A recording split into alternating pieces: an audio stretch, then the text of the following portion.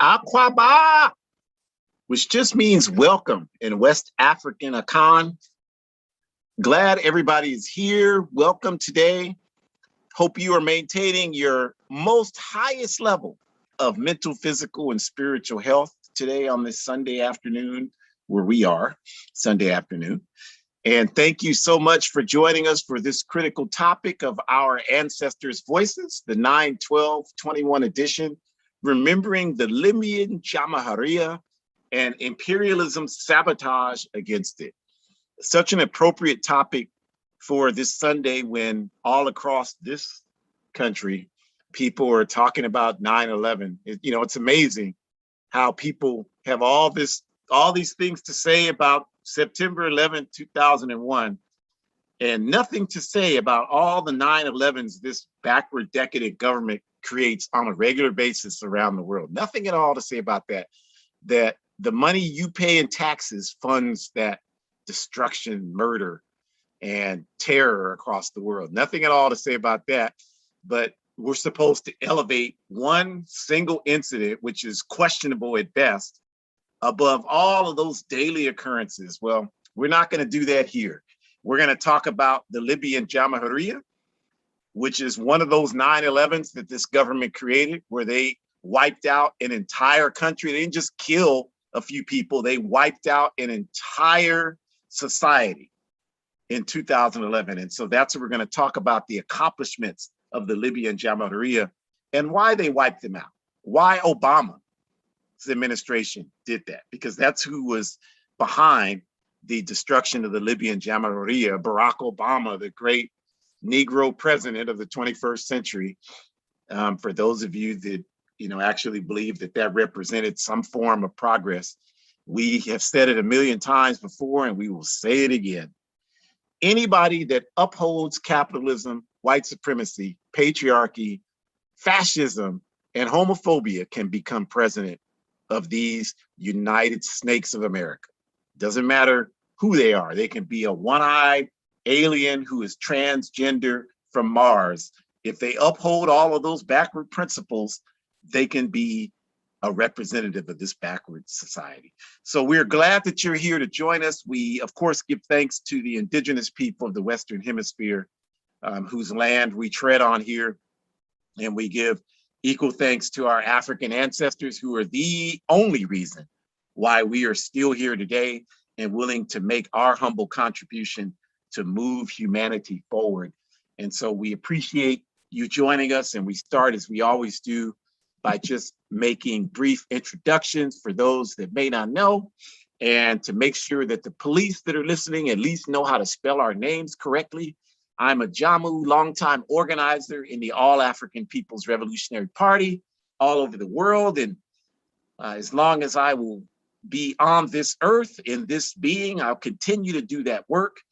And joining me, as is the case every week, is my amazing only child, Shukura, who is also an organizer in the AAPRP and AAWRU, All African Women's Revolutionary Union, and is also finishing up her studies and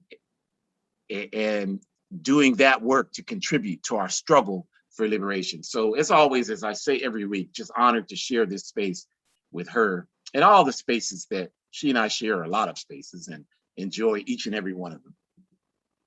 And getting back to the All African People's Revolutionary Party, our objective and our work is centered around the objective of Pan-Africanism. Pan-Africanism, which we define as the total liberation and unification of Africa under scientific socialism, or one unified socialist Africa.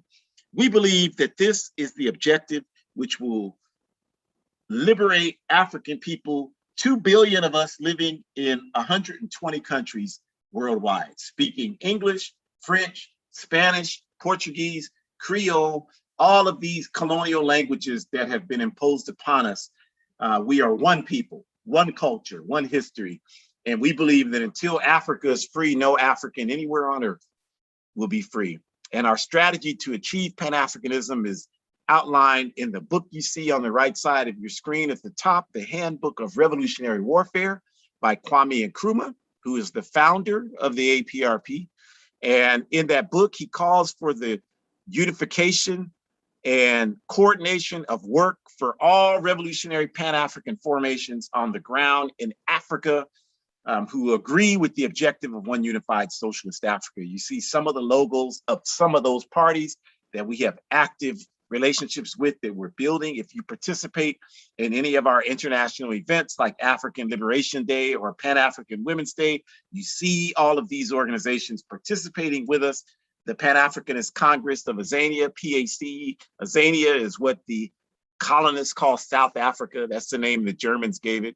We have our own name. We have our own culture. Azania is Zulu. It means land of the black faces. That's our name for Azania. And that is a liberation Pan-African organization there, along with the logo underneath it is ZAPO, the Azanian People's Organization. We are one with those entities. The PAIGC, the African Party for the Independence of Guinea-Bissau, one. The Democratic Party of Guinea, separate country, one. The Amilcar Cabral Ideological School in Nigeria, one. The Zimbabwe Movement for Pan-African Socialists, one.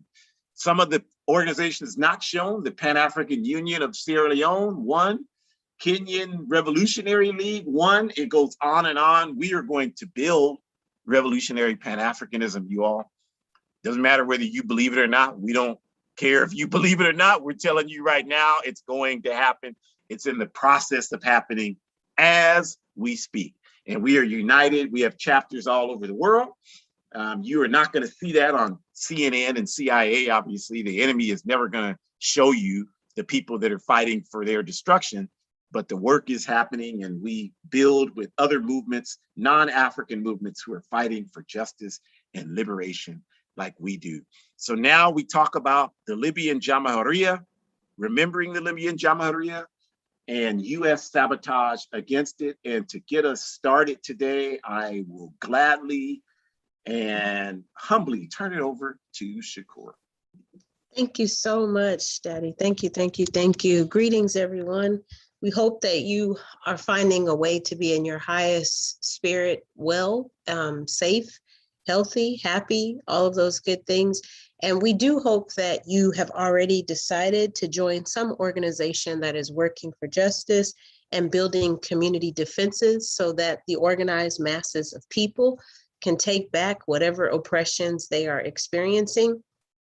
The reason we tie in what was happening and going on in Africa, and more specifically in Libya, is because we're trying to help you all understand that what's happening to some Africans in some part of the world is unfortunately happening to other Africans in other parts of the world. And when we read Malcolm Speaks in my work study circle recently, I loved how I could hear the evolution in his speeches as he was starting to understand that you can't just look at the experiences that Africans are dealing with in Harlem. You can't just look at the experiences that Africans are dealing with in Mississippi. You have to understand that those same situations are happening in the Congo. Those same situations are happening in Canada. Those same situations are happening in other parts of Africa, as well as other parts of the US. And so literally, Malcolm was drawing these comparisons in his speeches and starting to help our people in Harlem understand when he was giving these speeches in Harlem, but also when he went back home, that we really are not that different. And for us to see and to acknowledge and to question whether or not we are the same, and to not see that is a contradiction, and also perpetuating and promoting the colonists and what they intended to do when they kidnapped some of us, and some of us were able to run one direction and some of us were able to run another. So by us not understanding that Pan-Africanism really does unite us because we are the same, whether we were born on one part of the soil or another part, we have to do the unlearned and unnecessary work in terms of helping ourselves understand that we need to unlearn what the colonists have worked so hard to teach us, which is that we do need to learn about what's happening in Africa. And more importantly, we cannot allow the oppressor to tell us and teach us about our own information, our own knowledge, our own wisdom comes from us researching ourselves. And I know for some of us, that's embarrassing. I know for some of us, it's causing us to be triggered. I know for some of us, it's hurtful and depressing. I understand that. This is what my dissertation is all about. So I do understand what the AAPRP or any organization working for justice that has some type of political background and education is asking you to do by considering to do the research. But here's the problem, my family: if you do not pursue doing research and learning about yourself, then you have no idea who you are. And I can't tell you how dangerous that is. Not knowing who you are is more dangerous than going outside without a mask in a pandemic, as far as I'm concerned, because that means you are vulnerable and you will literally soak up any information from anyone who is willing to give it to you, even if it's based on mistruth and lies. So that's why I say it's more dangerous than going out into a pandemic without a mask, because at least if you go out into a pandemic without a mask, you are consciously making a decision.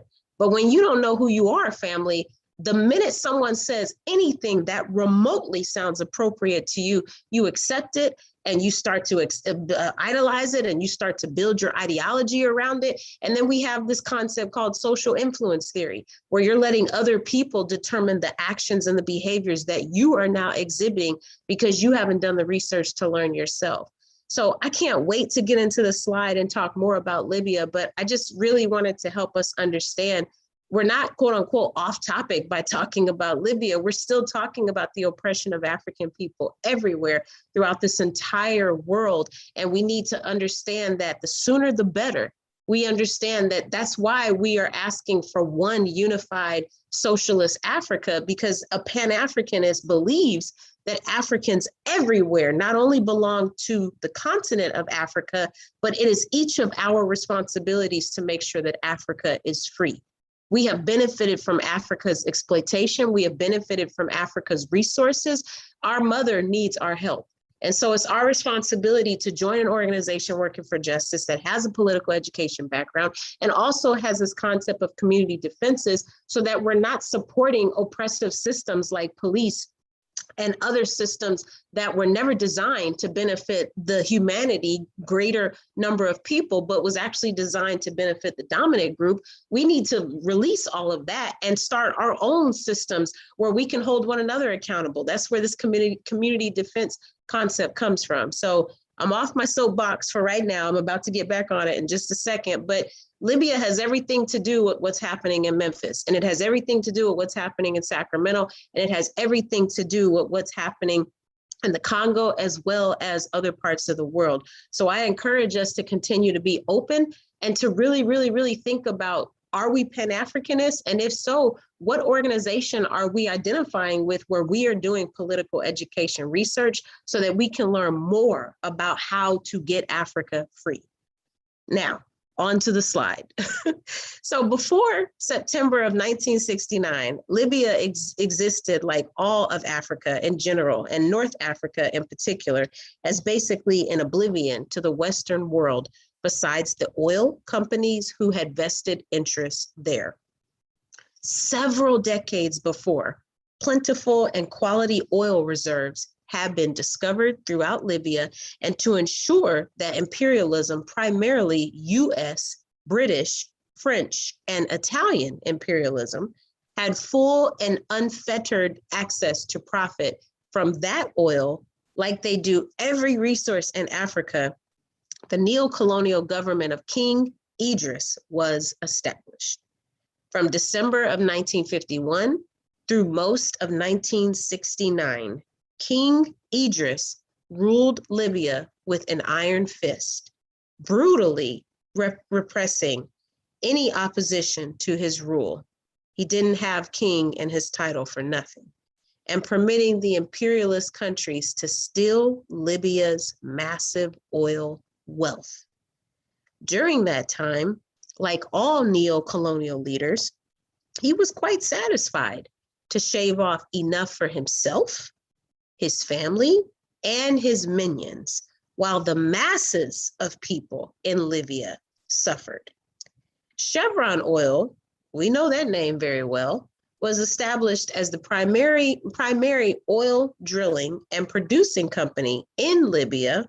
And during the 1050s and during the 1050s year, about 40% of their annual revenues were generated from oil produced from Libya. So keep that in your pocket the next time you decide to support an exploitive imperialist company like Chevron. And I'm not saying that Shell or Arco is any better. I'm just saying this is why political education is important, because we must understand where our money is going. As my dad just said, we also know from our taxes and our paychecks that we are funding wars that are causing Afghani women to have chemicals in their breasts when they're trying to give their babies breast milk. We are funding that. So we need to take responsibility for that, family, and try to figure out a way to not do that anymore. If we believe that people should have equity and quality of life, then we should organize against that. We can and we will, and we have done it before. There's so many countries that have reached independence now, and they are not suffering from neocolonialism, and that's because they have found a way to organize against colonists that are still trying to take over, and they have pushed them out. So it is possible, it has been done before, and we can do it. Next slide.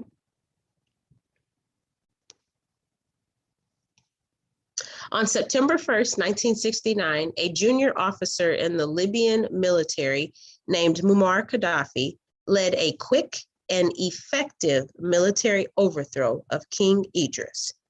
From that point forward, the Libyan Jamahiriya was established. The most common translation of the word Jamahiriya in English is, quote, state of the masses, end quote.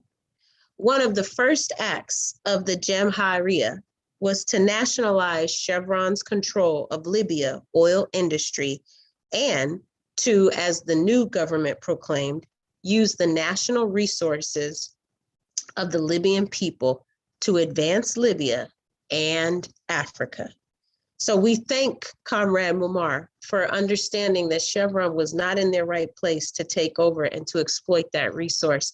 And it's because of comrades and ancestors like Gaddafi that you and I are able to sit here and learn from the timeline that they have contributed to make the world a better place for people, not only in Libya, but as I said, their struggle and their sacrifice, what Gaddafi did is enabling you and I to be alive today to do the research so that we can learn about this person. So it would be an insult to their sacrifice and their struggles if we didn't seize this opportunity. But more importantly, it would be an insult to our children in the future to come after us. This information is there for a reason. We have to join organizations that are working for justice, and we need to do research from a political education standpoint so that we can learn who we are, who we have been, what we have done, and where we need to go, and use our ancestors to help lead the way. Our ancestors have literally left breadcrumbs, literally, I kid you not, because unfortunately the same oppressions that they were dealing with, we are now dealing with today. So they have already showed us how they dealt with it before.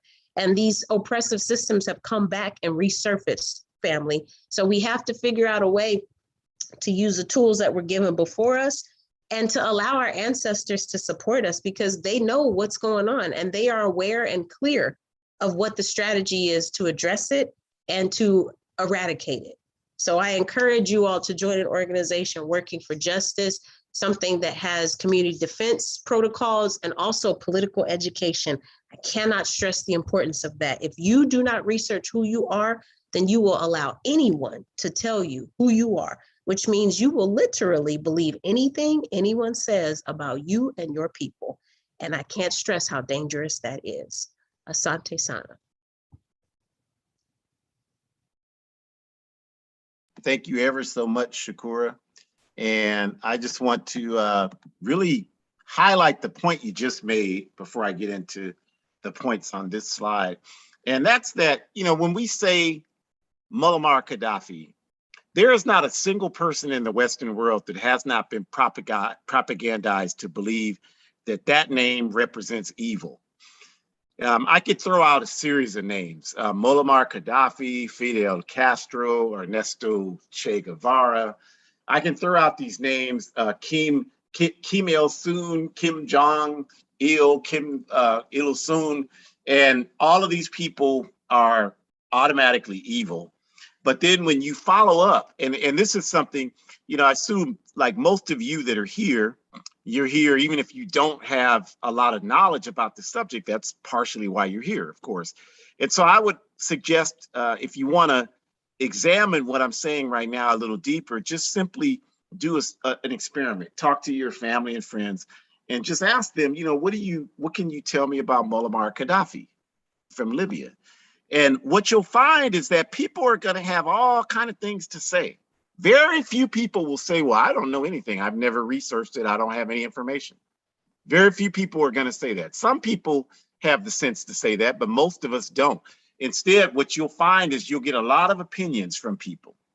And those opinions will be based on, what they saw in reports from television news, or what they read in news reports, or social media reports, or independent internet sources, or wherever they got it.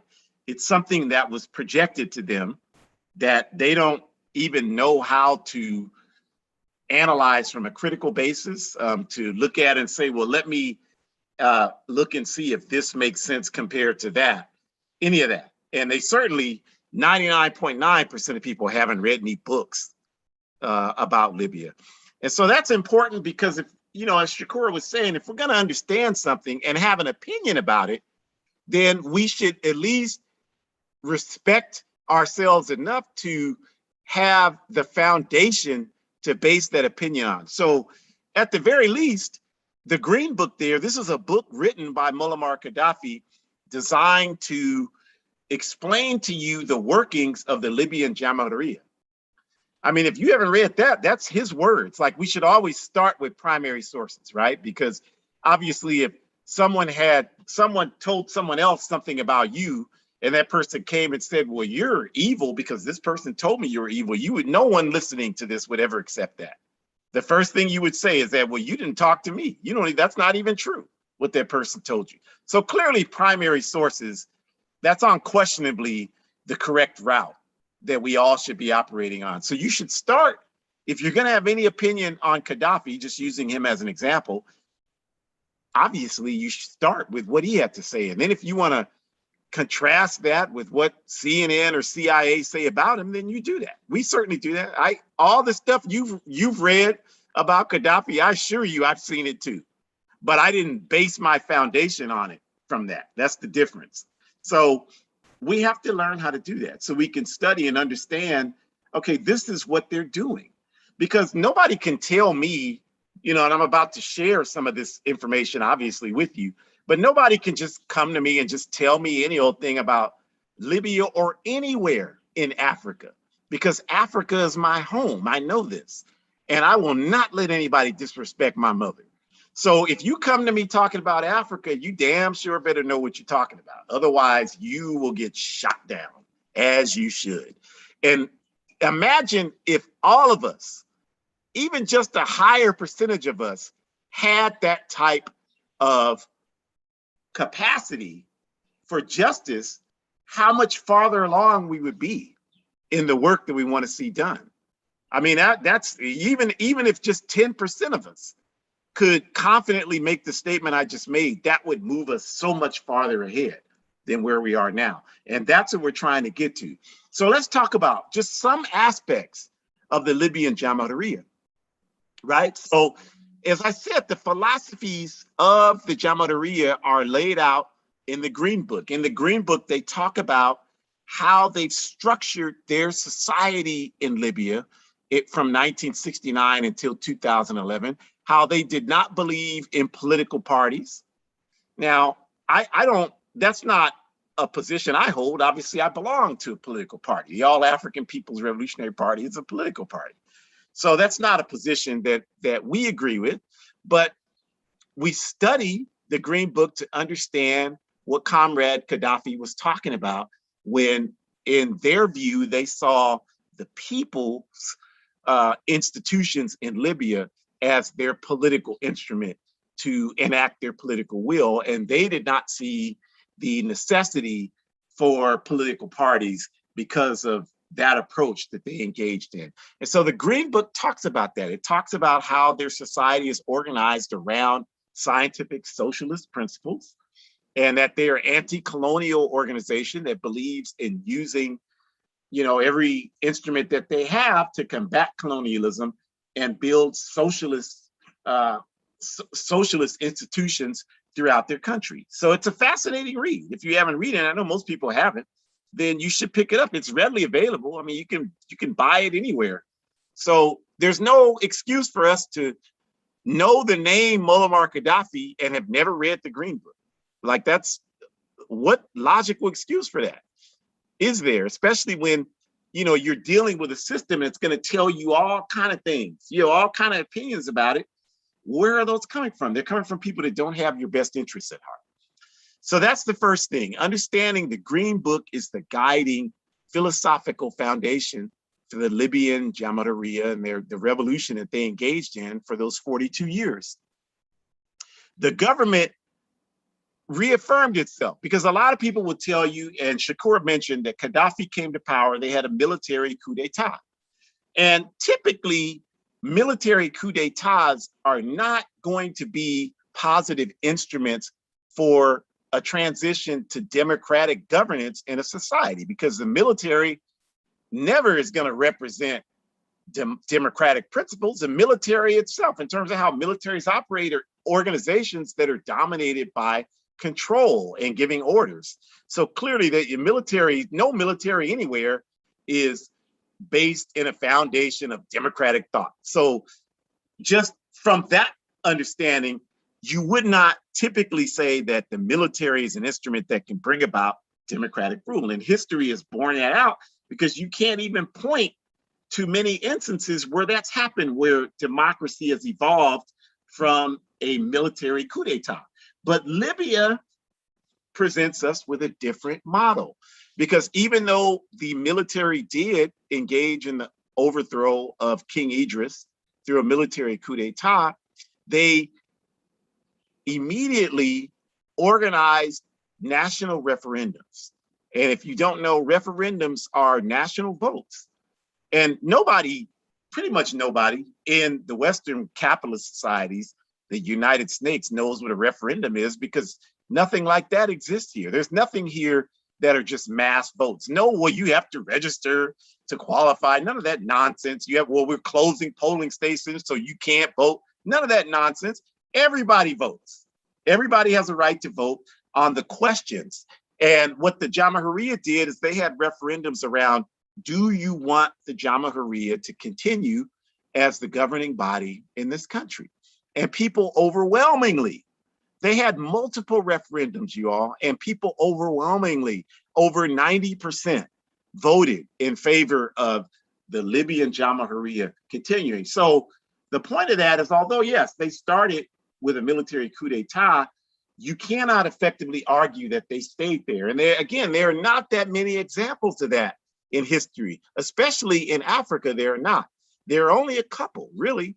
The Libyan Jamahiriya, and I would argue Burkina Faso with Thomas Sankara is another example of where that took place, where a military coup is where the government came to power, but they immediately implemented democratic measures, democratic organizational mechanisms, referendums, and from there, those institutions served as the vehicle for decision-making in the country. So what the Green Book says, and if you study how Libya operated, Muammar Gaddafi really held no official position in Libya. Now, that's not saying that he didn't obviously have influence over what happened there, but he held no elected position in the country.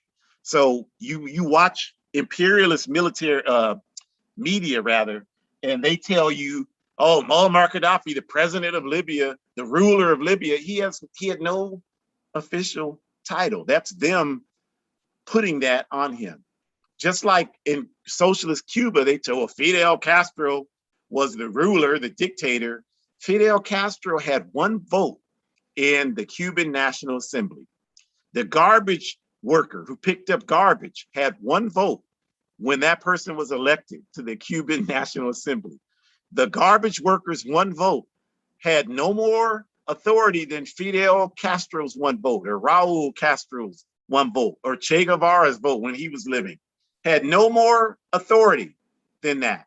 And if you study the history, you know this because you know there are many initiatives that the Castro brothers initiated in the National Assembly over the years that were voted down by the masses of Cuban people in their National Assembly.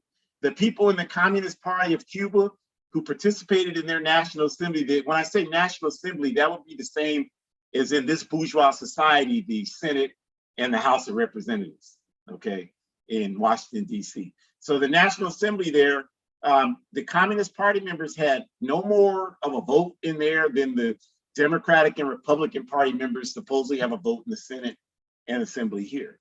So you can't, there's no argument that Fidel Castro was a dictator. There's no argument that Muammar Gaddafi was a dictator, because the definition of a dictator is someone who owns, controls, steals the resources of a country and uses them for their own wealth. Gaddafi lived in a tent, you all, in Tripoli.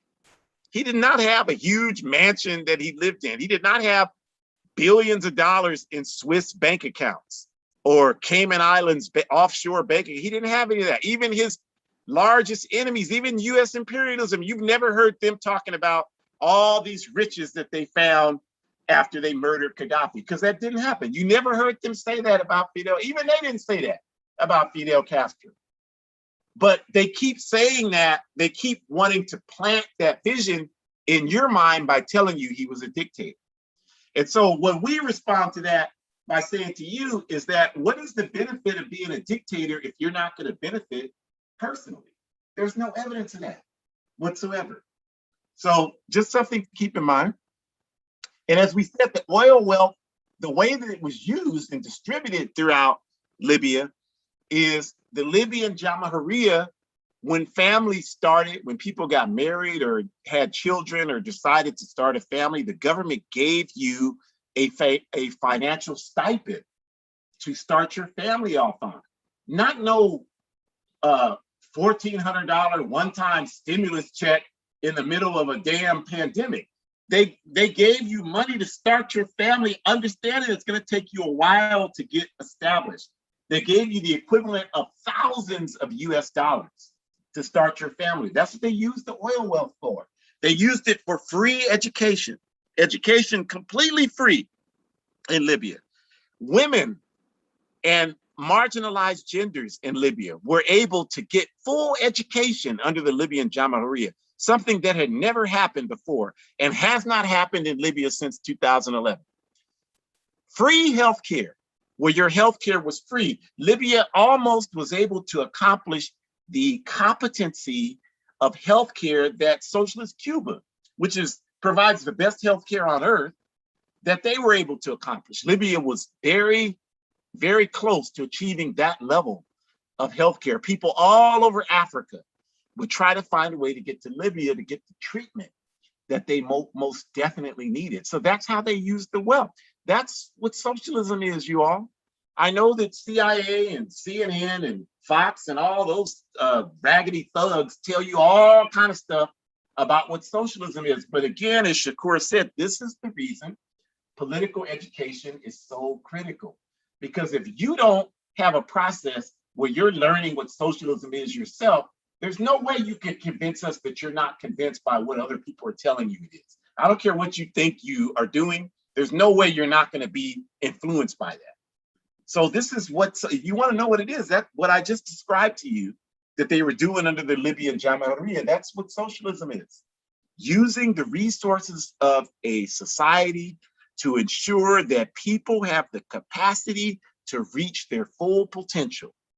Cut out all this absolutely ridiculous nonsense that socialism is equality, where nobody has to work and everybody gets the same thing. That's capitalism defining socialism for you. And I know some of you and people you know, that's what you think socialism is. That's not what socialism is. Socialism is about eliminating the obstacles, because a capitalist society has so many obstacles. If you're African, we're going to prevent you from doing that. If you're indigenous, if you're a woman, if you're marginalized gender, we're going to have all this in place. We're going to have these good old boy networks. You're never going to get the opportunity to reach your potential. What socialism does is simply removes that and says that the more you work, you can achieve whatever, and you can be whatever you want to be. You can be a doctor, a lawyer, you can be a garbage picker-upper, but you will be respected for whatever contribution you make. And the difference is, it won't be that you didn't become a doctor because you couldn't afford medical school, because it's free. That's what socialism is, you all. And so, yeah, there's doctors in Cuba that make more than people that bust tables, but the people that bust tables, they can be doctors if they wanted to at any time. They can decide, I want to go to medical school and become a doctor, and they can get the subsidies, so they don't have to worry about how they're going to eat while they get their education, and they can become doctors. That's what socialism is, you all. That's it. That's all it is. Anybody in their right mind see a problem with that? Any logical person can never see a problem with that. That's all it is. That's what they were doing in the Libyan Jamahiriya. The oppression of women and marginalized genders was challenged, and women were given the opportunity to do things that they could not do anywhere else in the Arab world and in North Africa, like be able to get divorces, to not be forced to marry, to go to school and get education, become doctors and lawyers and whatever they wanted to be, that they had the willingness to work to be able to drive, to be single and have to do all those things. Women were, and marginalized genders were permitted to have the opportunity to reach their full potential in society. Not permitted, but able to reach their full potential in society. And then we need to talk about the Bedouin desert in Libya, very critical region in Libya, for several reasons. One, because that was the region where Muammar Gaddafi was born and raised. For two, because that Bedouin desert region is the place in Libya that is primarily African folks, or what you call Black folks. Okay, so what that meant is that the African people from the Bedouin region, the non-Arab Libyans, had overwhelming support from Muammar Gaddafi, not just because he came from the same place they came from, but because the policies of the Libyan Jamahiriya, like any revolution's policies, are designed to uplift the people on the bottom. And because of the exploitation of Africa for capitalist development and imperialist dominance of the world, African people, wherever we live on earth, are at the bottom of the society. That the two go hand in hand. You cannot exploit our mother to raise yourself up without us being on the bottom. That's just what happens. We don't understand that. We think we're just on the bottom in America because there's something wrong with us individually, or just because European people here in America, they don't like us. They don't like Blackness, you know, all this nonsense. We're where we are here because Africa is exploited. That's what it's all about, you all. That's the basis of all of this. So to challenge that, that's why the Africans in the Bedouin desert so supported Muammar Gaddafi. And that's important because people today, they'll talk about, well, there's slavery in Libya under these reactionaries that Obama's administration placed in power in Libya when they murdered Gaddafi and overthrew the Jamahiriya. Well, these people are going after the Africans in the Bedouin desert because they were the ones who most consistently supported the Libyan Jamahiriya. That's what it's all about. It's not just because their skin is Black. I mean, we do better, understand what's happening in the world. Well, they're putting them in slavery because they're Black. Lord have mercy, man. You give me such a headache with that nonsense. This is about a political and economic struggle. And do all of us a favor and let's get informed about it so we can do something about it. So don't forget that the Bedouin desert, very critical region in Libya.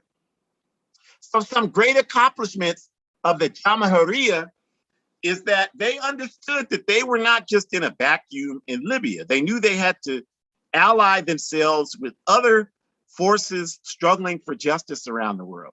So they engaged in principled support for the most radical Palestinian resistance elements. Back in the 1980s, the Popular Front for the Liberation of Palestine, all of those types of radical Palestinian formations. They were not, Libya was not a supporter of Al-Fatah, which was the segment of the Palestine Liberation Organization that was governed by Yasser Arafat. They did not see them as being radical enough. Today, the descendant of Al-Fatah are the people that govern in the Palestinian Authority, or the West Bank in Palestine.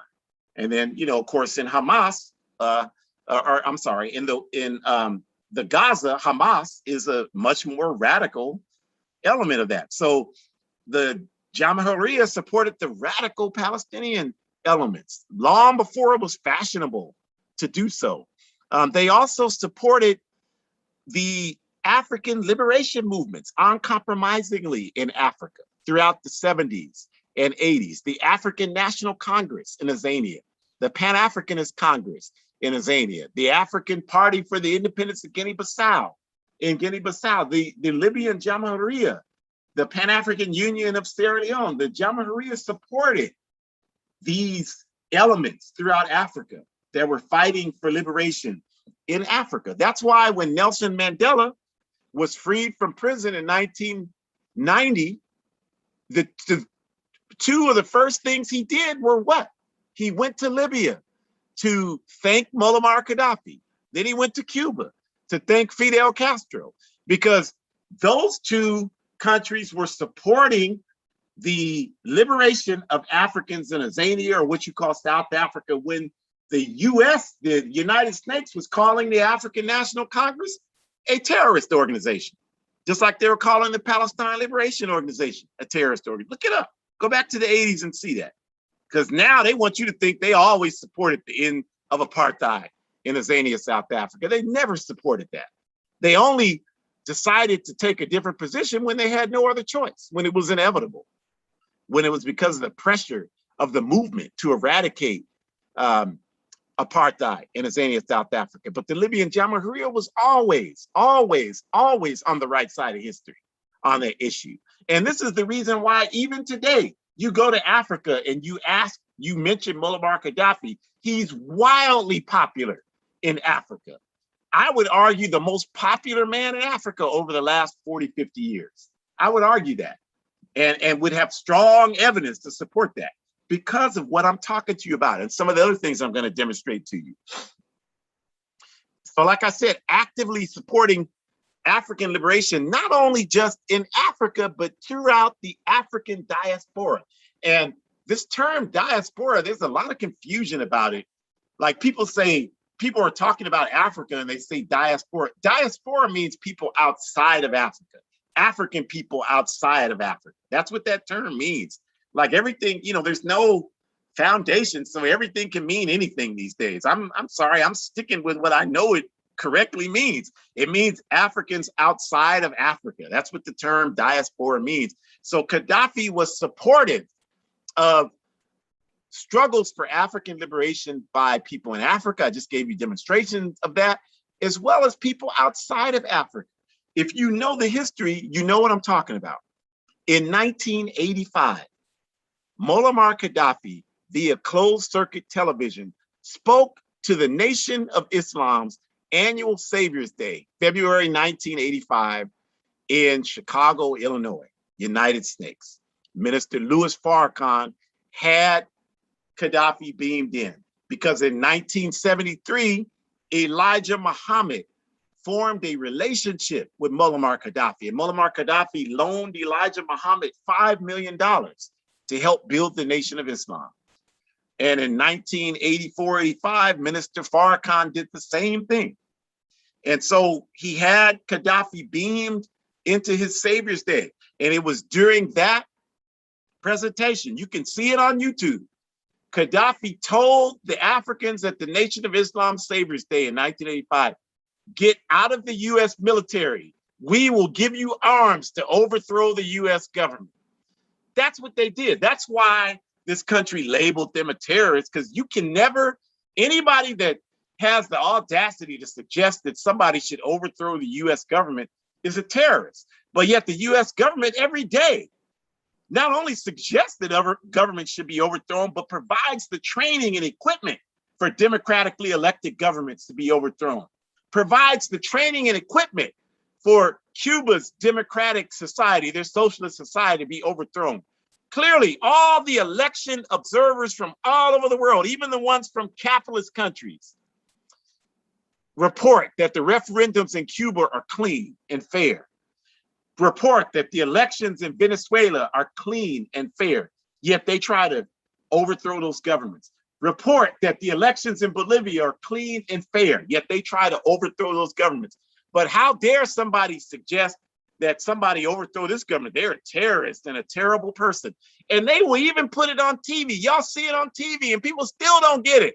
There's that show that's on TV, what is it, Snowfall, that's talking about how they used crack proceeds from crack cocaine, I mentioned a couple of weeks ago, right, to finance the illegal Contra army in Nicaragua to overthrow the Sandinista government in the 80s, 70s and 80s, right? That's what they did. There's a bunch of, I'm telling you, thugs, crooks, and criminals. That's what they do. So no question about Libyan Jamahiriya's consistency in supporting liberation movements all over the world. And that's what got them in trouble with imperialism. And so in 1988, they targeted the Jamahiriya for the Lockerbie incident. And the Lockerbie incident was that a plane was shot down.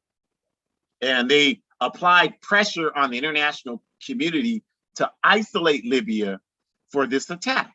Now, it's still not clear what happened. Some people say that Libya admitted to shooting down the plane. I don't know if they admitted to shooting it down or not. If they did, that was something they should not have done. And I know I've studied Libya enough to know that they were certainly not perfect. Nobody is. They certainly were not perfect. The role that they played in Liberia was a disastrous one. No question about that. The role that they played in Sierra Leone was not a productive one. But that does not, as we talked about in the event we did honoring Huey P. Newton a couple of weeks ago, we have to look at the totality of a people or a person or a movement. And what we say when we look at the Libyan Jamahiriya is that, yeah, they made errors, but overwhelmingly what they did was beneficial for the majority of people on earth. And so we have to use that as the primary basis from which we evaluate them. And so the Lockerbie incident was used. And again, the US is not anti-terrorism. They support terrorism against anybody they don't like. They've engaged in nothing but terrorist acts against the democratically elected government of Venezuela, the democratically elected government of Bolivia, the democratic government in Cuba. They operate terrorist acts against those societies every single day. So they're not against it. They just use this Lockerbie incident to isolate Libya and put Libya in a position where they could ensure that Libya was overthrown. So the reason why they destroyed Libya, apologies for the typo there, the reasons why they destroyed Libya were connected to the work Libya was doing. And they were, besides the things that we already mentioned, there were two very significant projects that Libya was involved in. One was Gaddafi working through the African Union, which was, before that, the Organization of African Unity, which was founded by Kwame Nkrumah, the founder, I told you, of the All-African People's Revolutionary Party, founded the Organization of African Unity when he was president of Ghana before the CIA overthrew his government on February 24th, 1966. Gaddafi, and if you study Gaddafi, you study the Green Book and you do that, Gaddafi was clear that he was following Nkrumah's vision. He stated that multiple times. And so people that don't study history don't know that, but when he proposed to the African Union that Libya offer up an African currency for the entire African continent, this was based on the vision that he was influenced by Kwame Nkrumah from. And so Libya was trying to develop what they called the Libyan dinar, which was going to be the currency for all of Africa that was going to be backed by Libyan gold, because, you know, currency is backed by something that can substantiate it in the, you know, this is what keeps currency from losing its value, right? What it's backed on determines how strong its value is going to be. So this is what Libya was doing. And clearly imperialism knew that they had to destroy Gaddafi and the Jamahiriya after this, because if you understand world currency, the US dollar, the British pound, the France franc, the European Union currency, these are the dominant currencies on earth. They dictate the value of everything on earth. African currencies are useless. If you're in Senegal and the currency in Senegal is the CFA, and you can have as much CFA as you want in your pocket. When you get to the Senegalese border and you get ready to cross the Gambian River and go into Gambia, the currency in Gambia is the Dalasi. All of the Senegalese CFA you have is worthless in Gambia. All of the Gambian Dalasi you have is worthless when you cross back over that Gambian River and go back into Senegal. So what the Libyan diner would have done was eliminate that and make it so that now, for the first time in history, Africa had a currency that could hold its own on international markets with the US dollar, the British pound, the French franc, the European Union currency. And this is what capitalism and international imperialism could not fathom happening, because this would have changed the game. They would no longer have been in control. They would no longer have been able to exploit Africa the way they do. And if they can't exploit Africa, and you begin to see Africa having currency and power on the world now for the first time, you're going to say, I'm proud to be an African, and you're going to want to fight for African liberation.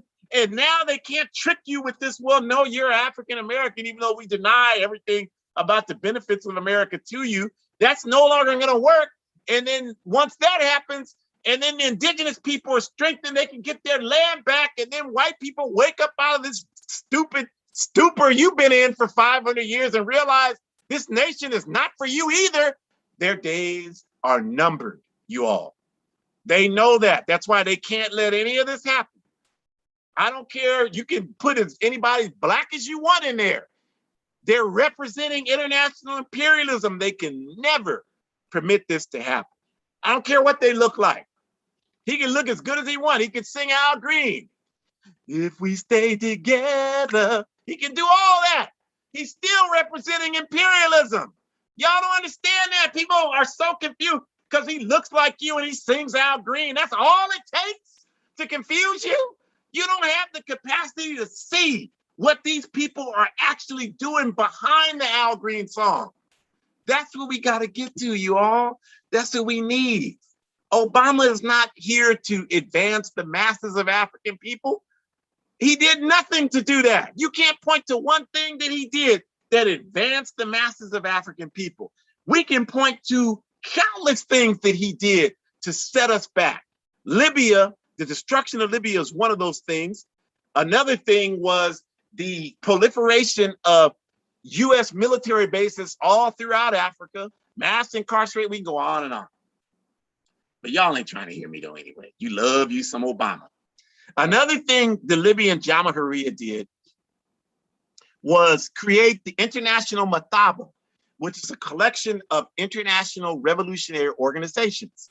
And it was hosted by Libya. Now, a lot of people are confused. A lot of people look at the Communist International, which was governed by the Soviet Union. Well, Pan-Africanists, we've never been a part of the Communist International. That's Europeans who are Marxist-Leninists. Nothing against that. That's great, but that's their movement. We have a different, separate movement.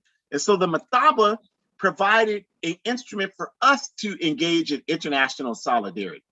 And we did that. And the Mathaba awarded money to the Palestinian struggle.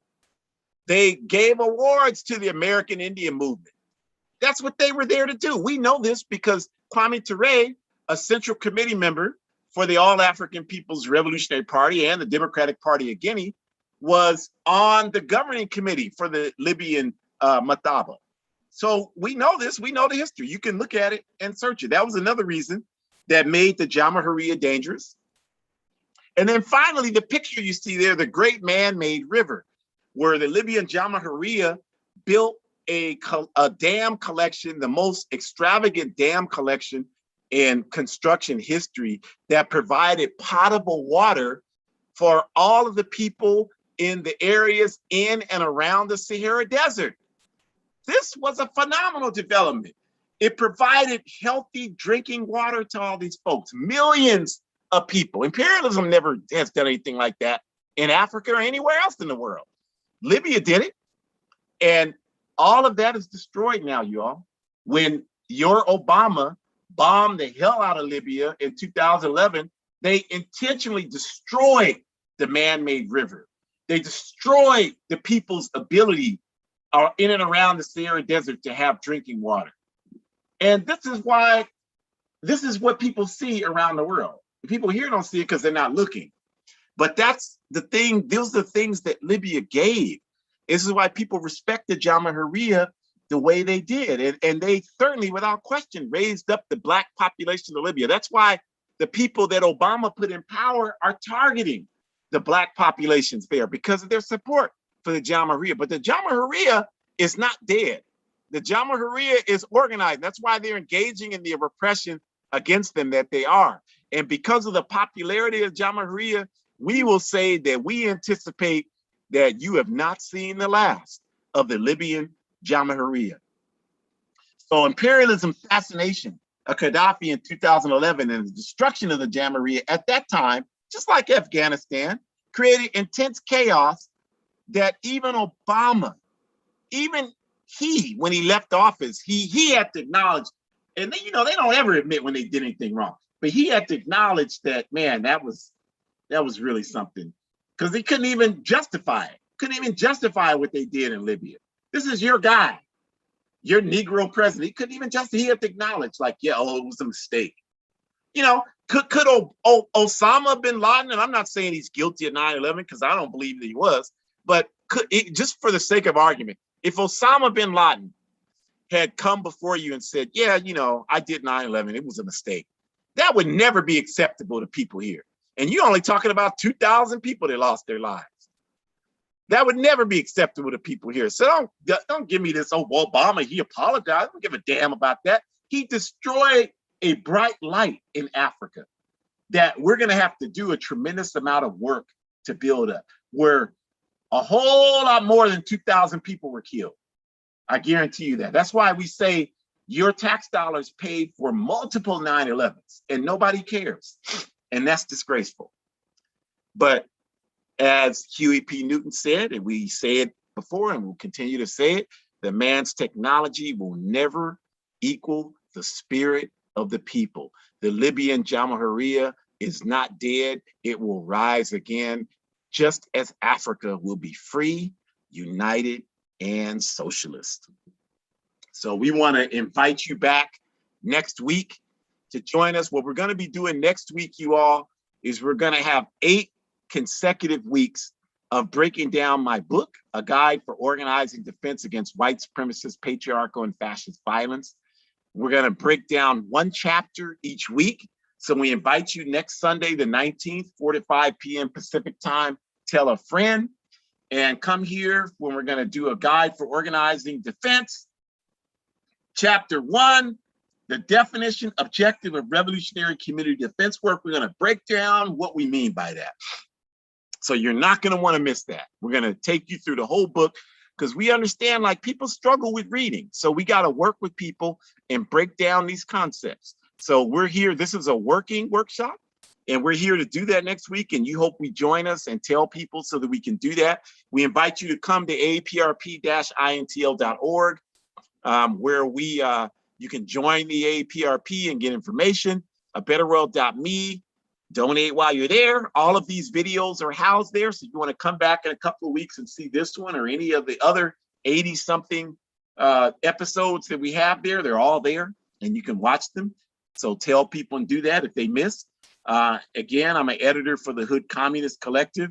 We have events on Telegram. You can download the Telegram app free on your smartphone every other Thursday, 4:30 Pacific time, 7:30 Eastern time. We had a great one this past Thursday on celebrity culture. So these are discussions where you can participate. So we invite you to participate there. We have a number of these podcasts here.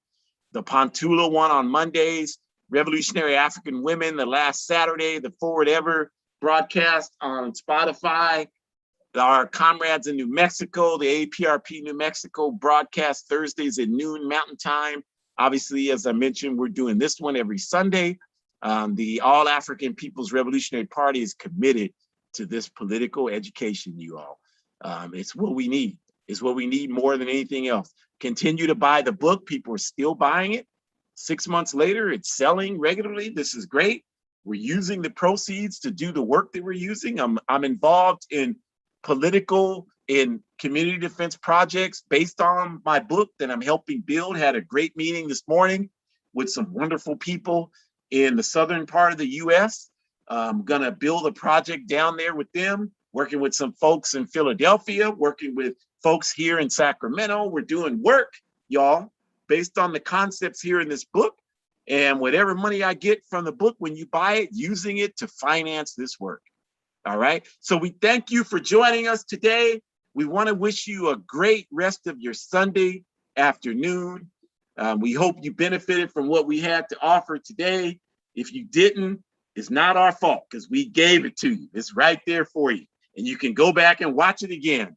So check out what we're doing next week. Check all of these things out. Join an organization working for justice. Forward ever, backwards never. Forward to one unified socialist Africa. Patriarchy is evil. Homophobia is evil. White supremacy is evil. Capitalism, y'all already know, it's got to go. We hope you enjoy the rest of your Sunday.